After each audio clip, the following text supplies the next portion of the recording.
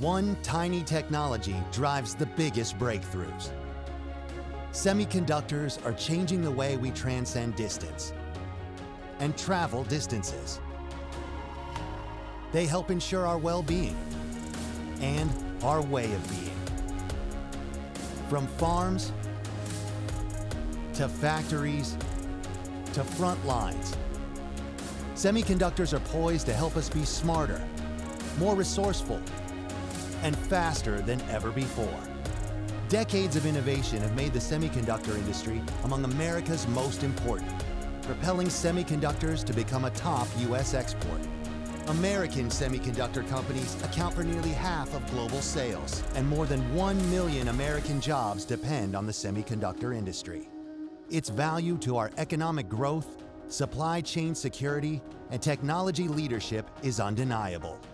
But its future is not guaranteed.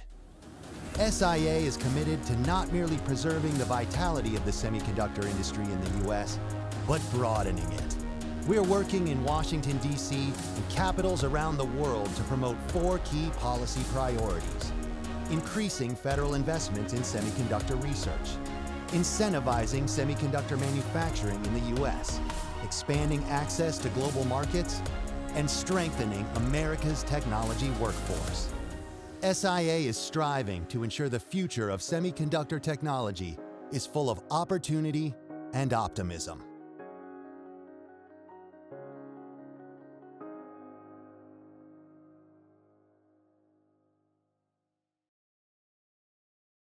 Hello everyone, what a great video about our industry. Welcome to the 2020 Semiconductor Industry Association Leadership Forum and Award Celebration.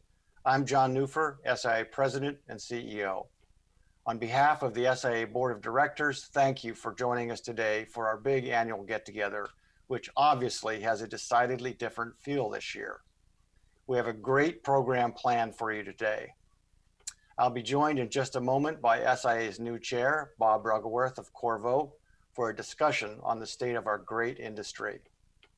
Later, we'll present the 2020 University Research Awards to 2 exceptionally worthy recipients, Ken Goodson from Stanford University and Ali Niknejad from UC Berkeley. We'll also hear from one of our great champions in Congress, Senator John Cornyn of Texas. And of course, we're thrilled to present the 2020 Robert N. Noyce Award to Dr. Lisa Su of AMD. She'll be joined by Dr. John Kelly of IBM for a fireside chat. Last but not least, we're very excited to welcome the award-winning New York Times journalist Tom Friedman for a keynote presentation and discussion about our complicated relations with China. But before we get started, I'd like to take a moment to thank our platinum and gold sponsors whose support has helped make today's event possible. We do greatly appreciate your support. And thank you also to all the members of the SIA Board of Directors for their leadership of our industry and their support of this event. So I'm joining you today from my home office, which has been my main workspace for the last 8 months or so, like so many of you. I know we all look forward to escaping our remote lairs and returning to a semblance of normalcy. But during these strange and challenging times, if there is one thing that helps bring comfort to our new reality, it's that we have an abundance of technology that has enabled us to remain close, albeit digitally. All of that technology is based on semiconductors. Indeed, our industry has been instrumental in helping our country and our world stay connected and productive. The world has come to rely more heavily on semiconductor-enabled technology than ever to work, study, communicate, treat illness, and do countless other tasks remotely. I think we can all agree the future holds boundless potential for semiconductors, with chips powering innovation across a range of emerging technologies, AI, quantum computing, 5G and 6G, and beyond. To fulfill this promise and strengthen our industry, we'll need to overcome a range of challenges. Joining me now to discuss some of these issues is SIA's newly elected chair, Bob Ruggleworth of Qorvo. Bob is a dedicated industry leader and a super advocate for our semiconductor priorities. We're thrilled to have him leading the charge for our industry in the year ahead as we advance policies that promote growth and innovation. Bob, before I turn it over to you for some initial comments, I'd like to acknowledge your predecessor at SIA as SIA Chair, Keith Jackson of ON Semiconductor. Keith has been an invaluable asset to SIA during his time on our board, and especially this past year as chair. He's been a strong advocate for the industry, a friend, and a great guidance counselor to me. As you may know, Keith recently announced plans to retire next spring after a long and successful career at ON Semiconductor. I guess we burned him out here a little bit at SIA, but seriously, I know Bob and the rest of the SIA board join me in thanking Keith for his outstanding service to SIA and our industry. Thank you, Keith. With that, I'll turn it over to you, Bob, for some initial thoughts, and then we'll spend a few minutes discussing issues facing our industry. Bob? Sure, thanks, John. I look forward to chairing the SIA in 2021. But first, I want to echo your thanks to Keith Jackson for chairing SIA during a very challenging year. I appreciate Keith's energy and support as I served as his vice chair in 2020 and believe we have much more work to do in the new year. I don't think the SIA has ever been more important to our industry and our country than it is now. I'm excited to work with you and raise additional awareness about our industry and the impact that the semiconductor technology has on multiple global markets. Thanks again, John. Great to be here. Great. Thanks, Bob. As you know, the SIA board met earlier this afternoon to select its new leadership. So you've been SIA chair now for about 2 hours. Not much time to get your feet wet, but let's get things rolling with a few questions about our industry and some of the challenges we're facing. Okay, to start, we all know this year has been a real roller coaster, to say the least. Of course, the central issue shaping things has been the pandemic. First, let me ask, what has your day-to-day routine been like since the pandemic got underway? Well, John, let me start with my commute to my office is a lot shorter. The second thing is I'm doing a lot less travel. The third thing is it's been 9 months since I've been through jet lag. And the last thing I'll leave you with is my wife says, "You're home for dinner again?" So it's been a big change. But what I'm pleased with is I'm sure it's like most companies, how well we've been able to adapt given the global pandemic and work from home and be productive and still be able to develop new products, develop new processes, close new business deals, release new products. It's been simply amazing. And once we do return to the office, I know it's going to be different. How different? That's yet to be determined. But for now, I'm enjoying my commute. There's not much traffic. All right, Bob. Thanks for that. So let's turn to events that are unfolding as we speak. We're a couple of weeks removed from the election, and there's going to be dozens of new members in the House and Senate, as well as we all know, an entirely new administration. As we meet with new and returning policymakers in the coming weeks and months, what are some of the key things, Bob, you think it's critical for them to understand about our industry? Yeah, first, we're going to have to spend time educating, and educating the new administration. I think the SIA in the past has done a tremendous job in educating those that are setting policy and the administration. Sometimes it was heard. Let's be candid. Sometimes it may not have been. Let's hope with this administration, we can actually help and shape things that'll benefit our industry.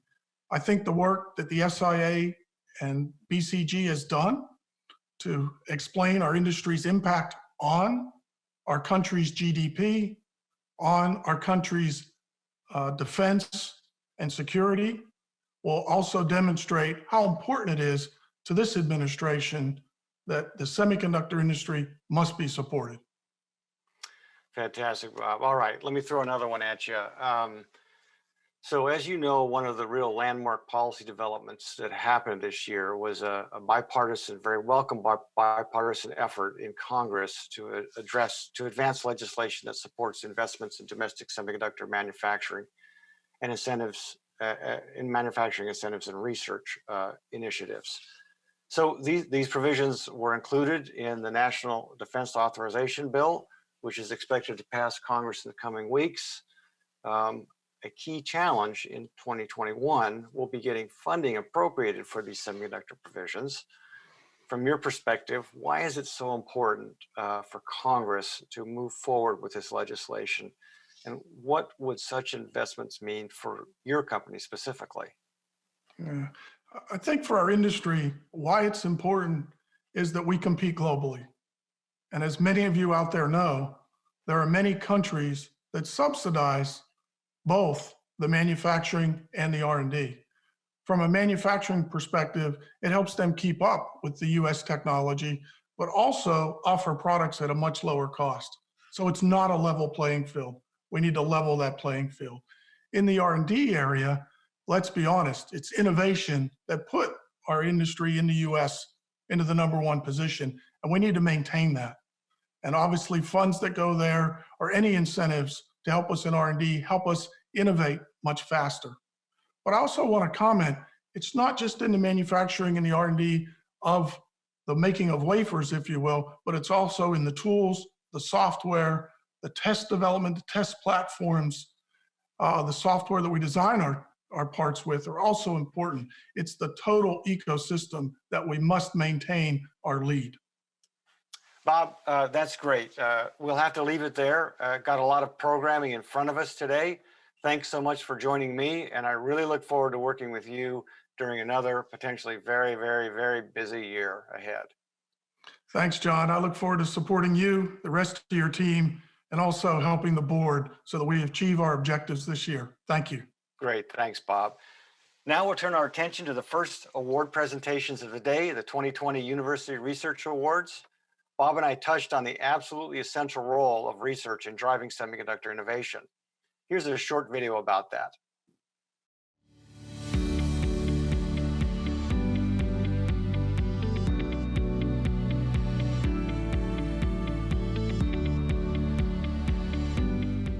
You have to see what's out there 3, 5, 10 years out. 5 years from now, there'll be 50 billion devices, and we're building the underlying technology. An awful lot of the progress in semiconductors has been made by making things smaller. That generally may mean we have to find another paradigm for the way we make circuits. A living cell is an unbelievable information processing system.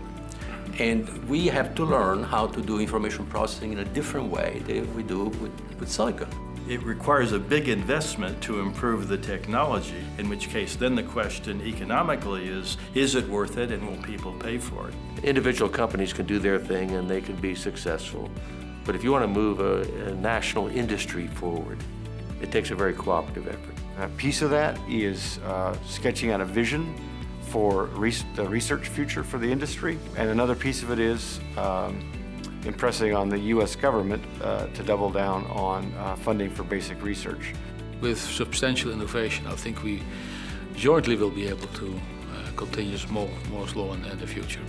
This is a core technology that needs to continue to help. It influences the way we work, the way we play, influences the way we connect with each other. When I look at the technologies that we're exploring, the future of this industry has never been brighter.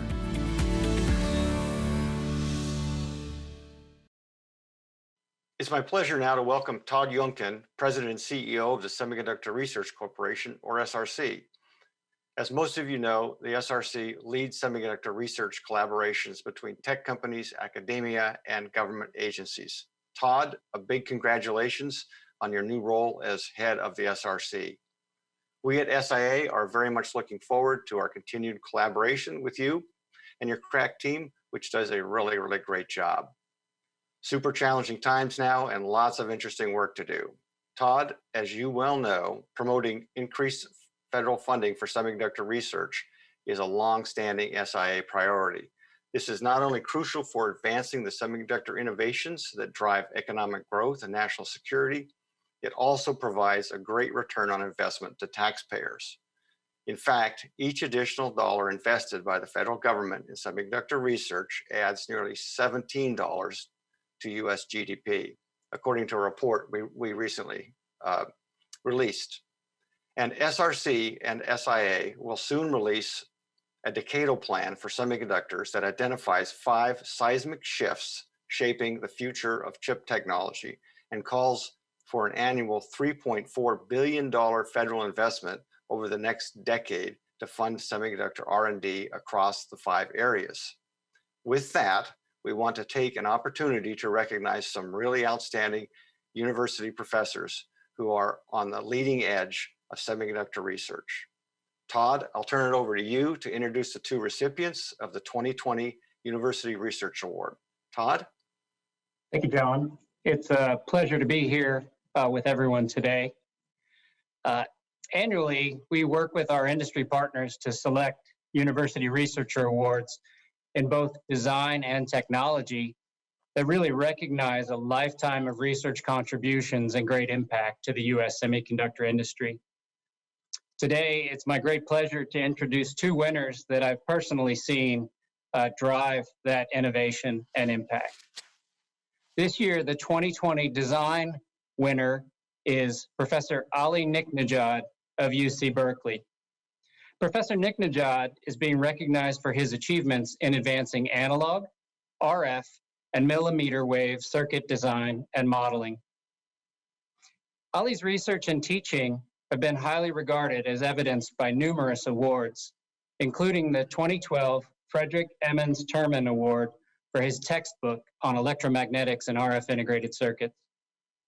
His research has been supported for over 20 years through various organizations, including SRC, and notably across multiple disciplines and programs. He's currently the faculty director of the Berkeley Wireless Research Center, the assistant director of the JUMP Center for Converged Terahertz Communication and Sensing, and the energy efficiency thrust leader for SRC's Texas Analog Center of Excellence. Congratulations, Professor Nicknajad.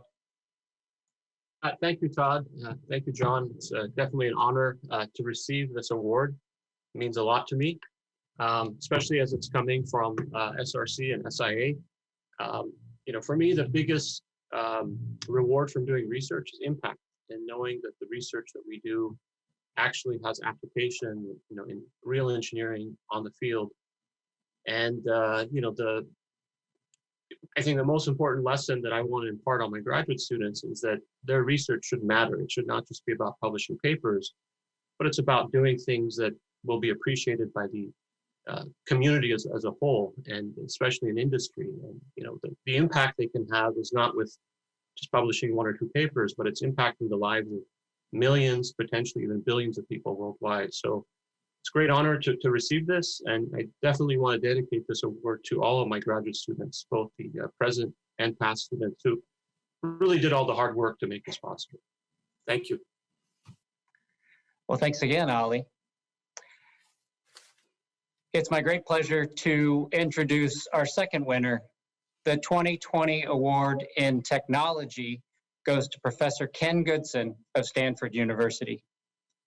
Professor Goodson is being recognized for his contributions in semiconductor technology, in particular for his pioneering work providing a fundamental understanding of both heat generation and transport in nanometer scale transistors, as well as advanced cooling methods for integrated circuits.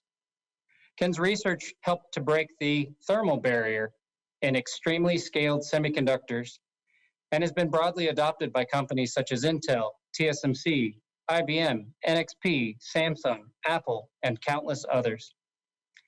His research has helped IC companies also launch silicon on insulator, SOI, phase change memory, and other thermally hard technologies. Ken is a fellow with several professional societies and has received countless awards, including SRC's Technical Excellence and Aristotle Awards for excellence in both research and teaching. His research has been supported for over 20 years, again, through various organizations, including SRC, and most notably across multiple disciplines and multiple programs. Again, congratulations, Professor Goodson. Thank you very much. I'm deeply honored to receive the award, and I actually want to say a word of thanks also.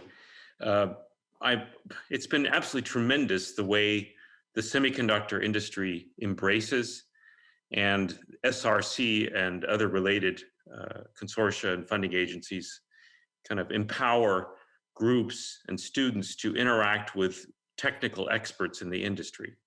You know, I've learned so much, and my students have learned so much from the SRC mentors and from the people we meet in the semiconductor industry, and it's had a profound impact on my career and the careers of my students, many of whom are in the industry now, many of whom are out in academia.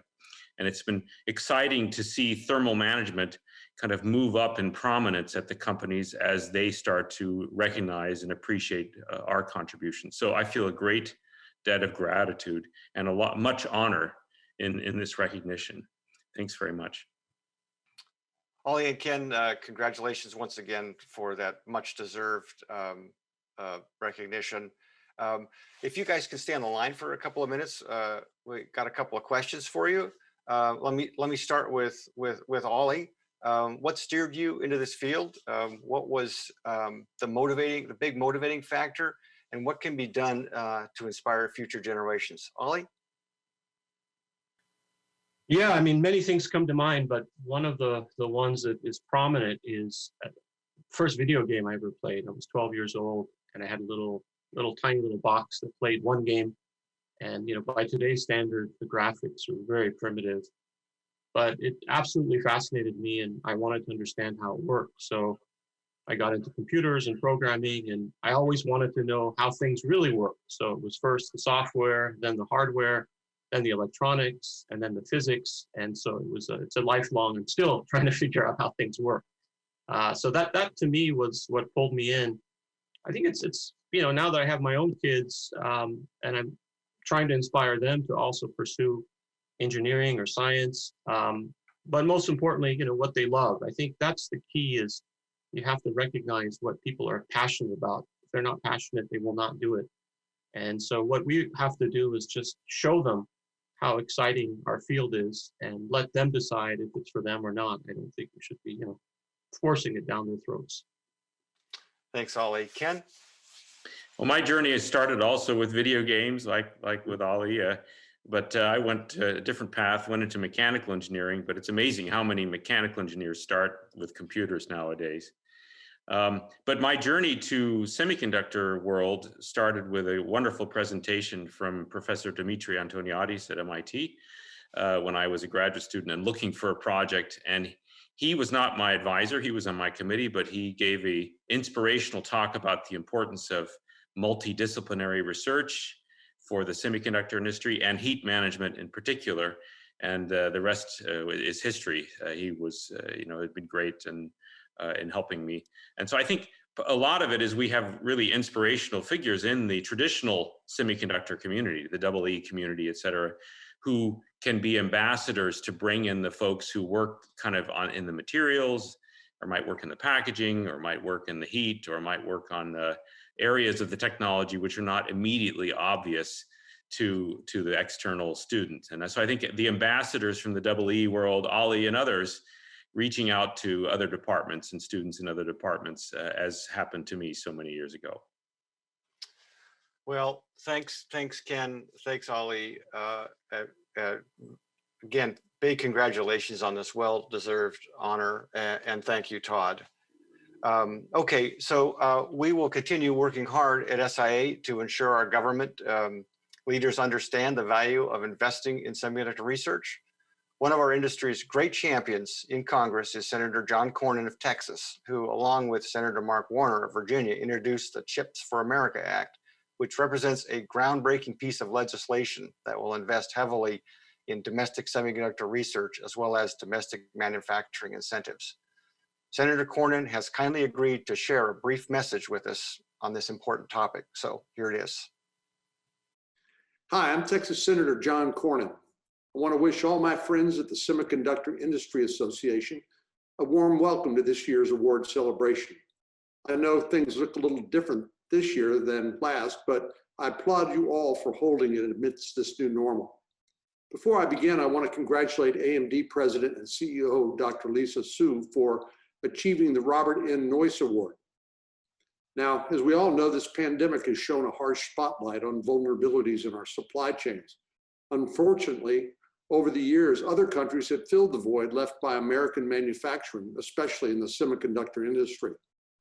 That's why I introduced the Chips for America Act, which would create a federal incentive program to encourage semiconductor manufacturing in the United States.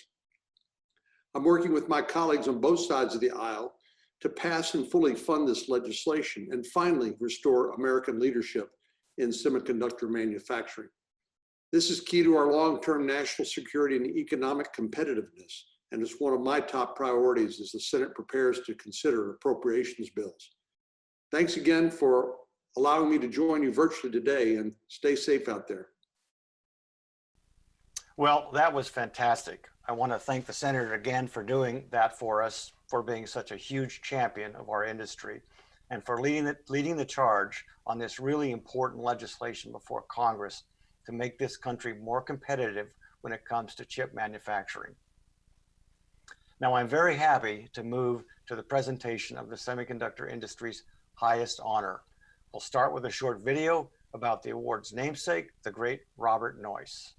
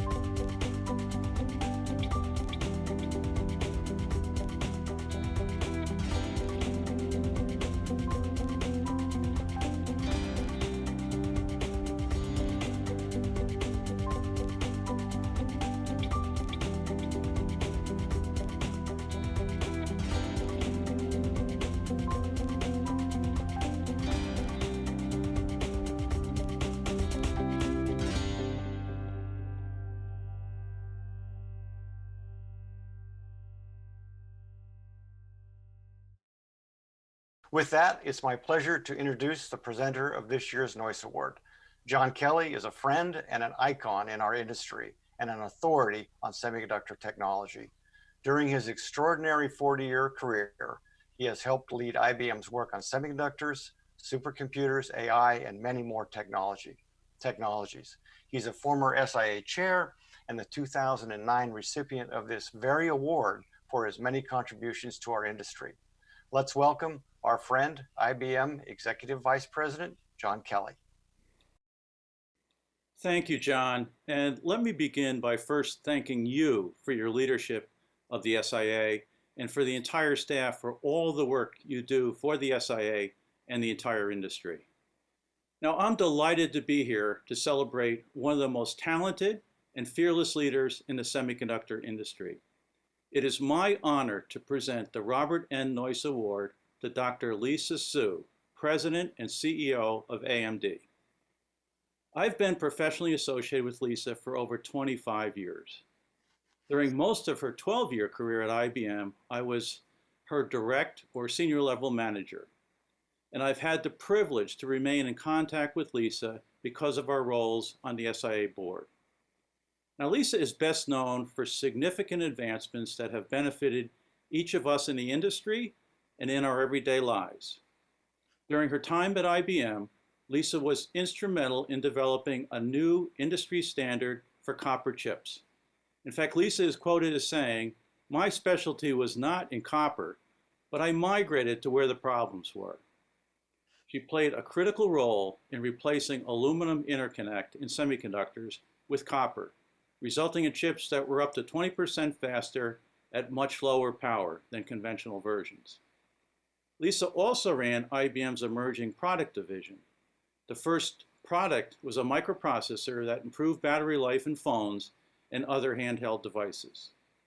Through this work, Lisa became instrumental in the creation and success of IBM's major alliance with Sony and with Samsung. These not only involved significant technical challenges and innovations, but also required skillful negotiations to blend different corporate and global cultures into efficient and highly creative teams. I've always seen Lisa run towards challenges and tackle them head-on.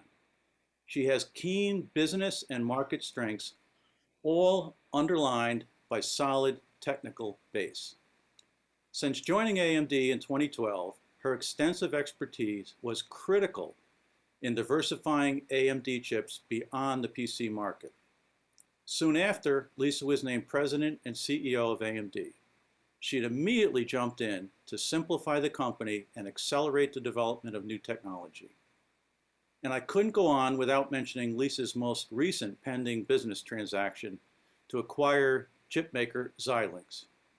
The industry is going through a significant transformation, and this transaction will enable AMD to offer one of the industry's strongest portfolios in high-performance computing. Lisa's work has already been recognized through various awards and honors, and I'll just name a few. She was named a Fellow of the IEEE in 2009. She was elected to the National Academy of Engineering in 2018. She received the prestigious Dr. Morris Chang Exemplary Leadership Award in 2018. She was named one of the world's 50 best CEOs by Barron's in 2019.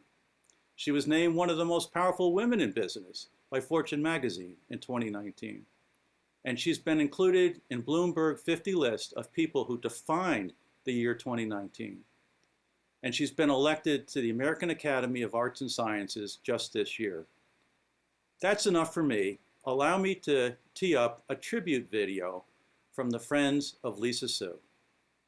Lisa is universally respected across our industry, and I think the reason is that rare combination of deep technology experience, product management skills, how to even bring it all together on a marketing story so people can understand that value proposition, and incredible collaboration skills.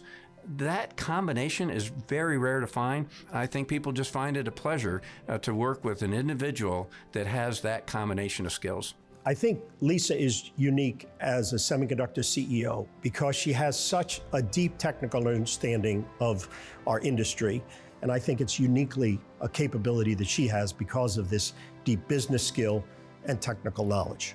I recognize that she really had a drive for perfection.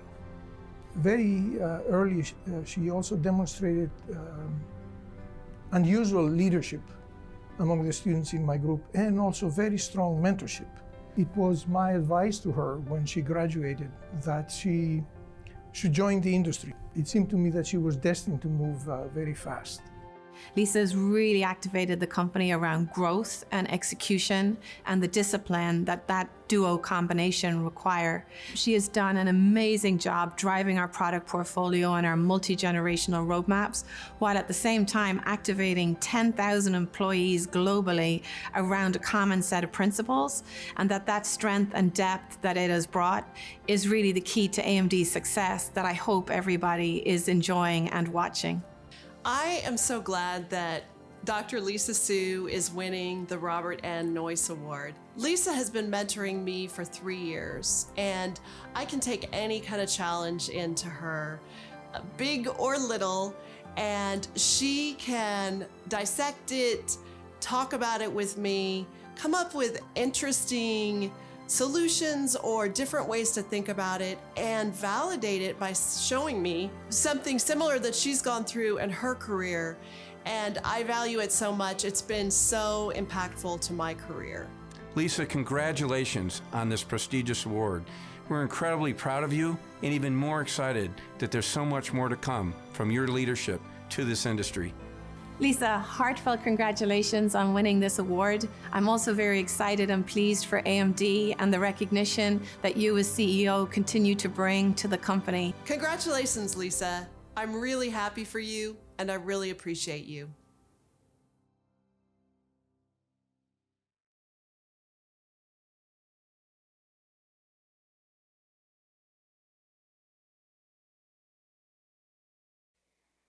Well, that was a fantastic video. And Lisa, obviously you have a lot of friends and supporters in this industry. Now I'd invite you to join me in a fireside chat so we can talk a little bit about our industry and your role in it. Lisa, if we were together now, physically, there'd be over 1,000 people standing and applauding you. I apologize, we can't do that now, but I promise you we will in the future. Lisa, please join me. Thank you so much, John. Thank you for that kind introduction, and thank you to the members of the SIA for this incredible honor. I'm really humbled by it. Well, Lisa, I'd like to share with the audience here sort of your perspective on your career and on the industry, and let me start somewhat at the beginning. So you're a freshly minted PhD out of MIT. Obviously, you had studied semiconductors, but did you have any idea when you joined our industry out of MIT about the potential of the industry and how it affected society? John, it's just an incredible privilege to be part of this industry. I actually fell in love with semiconductors my freshman year at MIT. My first job was doing grunt work in a semiconductor lab, as you can imagine. And it's always been amazing to me what semiconductors can do and what they do for our lives and our society. But I think even more so now, I mean, if you look at this year and 2020 and everything that we've all been through, I think what has been resoundingly clear is technology is becoming even more important, and semiconductors are even becoming more important, to our lives and to society. So it's phenomenal being part of this industry. Wonderful. Lisa, we have something in common you may not remember, but we both at IBM worked for, in my opinion, one of the greatest CEOs of all time, Lou Gerstner. Lou came into IBM and literally saved and turned around our great company. And I was privileged to work directly for him for over a decade and just learned so much from him. But you also worked for him as his technical assistant directly for some time and watched as Lou did what Lou does in turning a company around. Can you share with us what's the most important thing you learned from Lou Gerstner while you were at his side? Yeah, no, it was a phenomenal experience. I consider myself so fortunate to have really grown up at IBM. So that's what I say. I grew up at IBM, and it's really shaped who I am as a leader. But I think the time with Lou, I was actually relatively young in my career. I was 5 years out of grad school, and I didn't have any idea of what it meant to be a CEO. But it was fun trying to teach Lou about technology. So I had a chance to do that for a while. And what amazed me about Lou is his ability to really understand how important technology was in shaping the strategy, not just of IBM, but really of the industry. And he really showed me how important it was to actually connect the dots. Connect the dots between, hey, as cool as technology is, what is the larger purpose, and how does technology impact customers and the industry and our society? And so that's always stayed with me. It's all about connecting the dots in what we do. As much as we are technologists, at the end of the day, we want to build technology that matters. Well, Lisa, I have to tell you that you totally impressed him. And to this day, when I see him, one of the first things he asks me is, how's Lisa doing? So you made a heck of an impression on him that will last quite some time. So let's fast forward. So you're so talented, whether it's technically, business wise, et cetera, people wise, team, leadership. You could have had any position as a CEO in nearly any tech company, and certainly in the semiconductor industry. Why did you choose AMD? AMD was clearly challenged when you took it over. Why AMD? Well, John, I have to say, I think it's hard to say that I was thinking about being a semiconductor CEO when I was a kid. But I did know that I wanted to work at a company that could make a difference in the industry, and I think that's something that I think many young people share, especially these days. And at AMD, we've always been about high performance computing and pushing the envelope on technology and innovation. And AMD is one of the few companies that had the underlying sort of IP and technology capability. So there was no question that the foundation was there. But I've been incredibly, happy and privileged to be part of the team to really sort of make a difference in what we're doing in computing, because it is one of those fields where you can make such a difference by the choices that you make on the technology front. And now, Lisa, both you and I were privileged to have outstanding STEM educations that, enabled us to play the roles that we've played over the years in our industry. What would you say to the colleges and universities, the parents and the students that are considering STEM education, and how important it is and why they should seriously consider it? Yeah, you are so right, John. I think talent and getting people interested and excited about our industry is so important.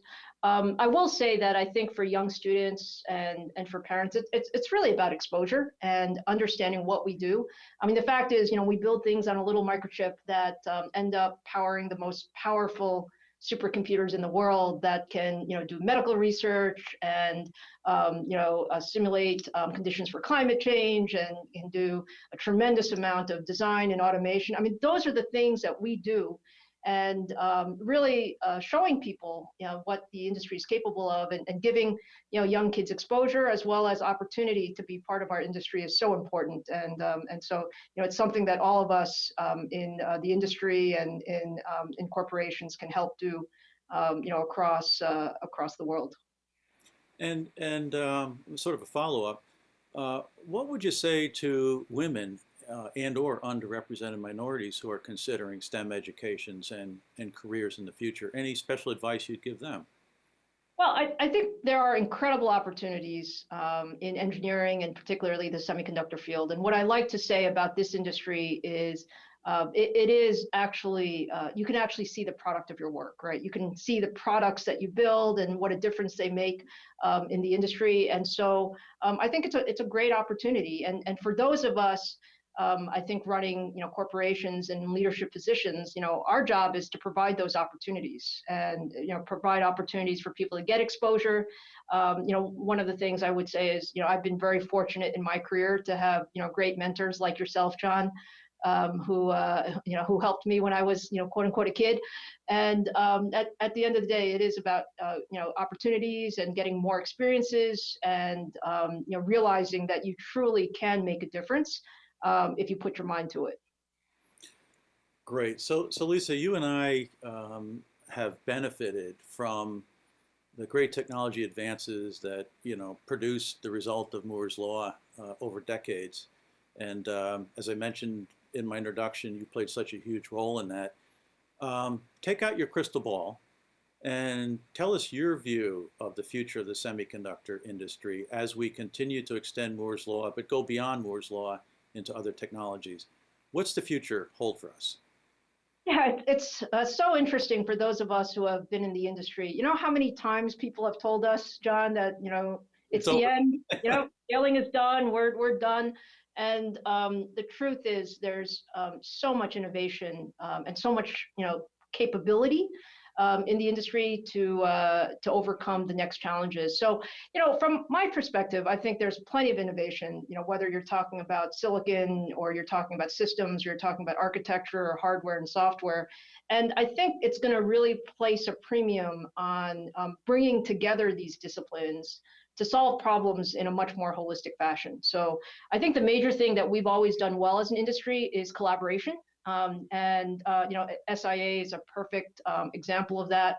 If you think about the research initiatives that we have going on with SRC, as well as the other initiatives that we have with our national labs. So, I think it's about innovation across that entire spectrum of disciplines. And we have this amazing opportunity to collaborate across industry, academia, research, to really bring all that together. So, I think we have plenty to do to keep ourselves busy over the next decade. Absolutely. Well, Lisa, again, on behalf of the SIA board, our entire industry, me personally, congratulations. And on a personal note, Thank you for being my colleague and friend over all these years. Congratulations again. Thank you so much, John. And like I said, thank you to the SIA. And we look forward to many more things that we can all do together. Perfect. Thank you again. Okay, John, back to you.